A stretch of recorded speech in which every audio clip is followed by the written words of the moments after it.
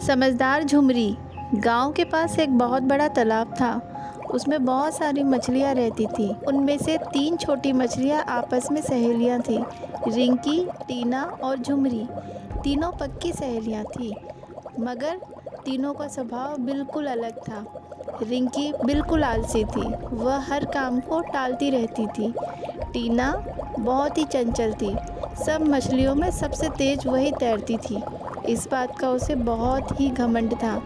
झुमरी जो थी वो बहुत सीधी सादी और समझदार मछली थी।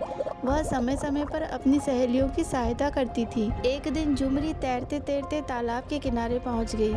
किनारे पर 2 मछुआरे थे। उनमें से एक बोला, अरे वाह, इस तालाब में तो बहुत सारी मछलियाँ हैं, हम अपना जाल यहीं पर डालेंगे। झुमरी यह बात सुनकर बहुत घबरा गई।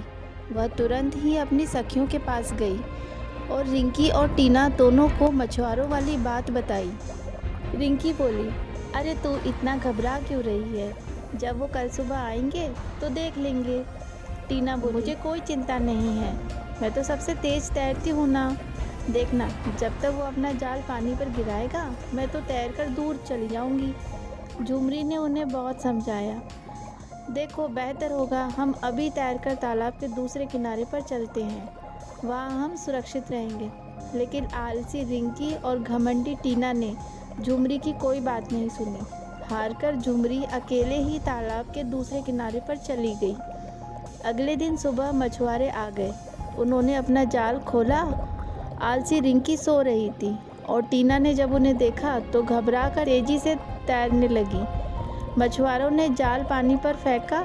रिंकी तो जाल में फंस गई। तैरती हुई टीना के ऊपर जाल का किनारा आकर गिर गया, जिससे टीना हवा में उछल गई और वहाँ पर पड़े हुए पत्थर पर जाकर गिर गई। उसे चोट लग गई और वो फड़फड़ाने लगी। दूसरे किनारे पर तैरती हुई झुमरी यह सब देख रही थी और बहुत दुखी हो रही थी, मगर वह कुछ भी नहीं कर सकती थी। रिंकी और टीना को अपने आलस और घमंड का फल मिल चुका था। इस कहानी से हमें यह शिक्षा मिलती है कि हमें समय रहते अपना काम कर लेना चाहिए, नहीं तो हमें घमंड और आलस का फल इसी तरह मिलता रहेगा।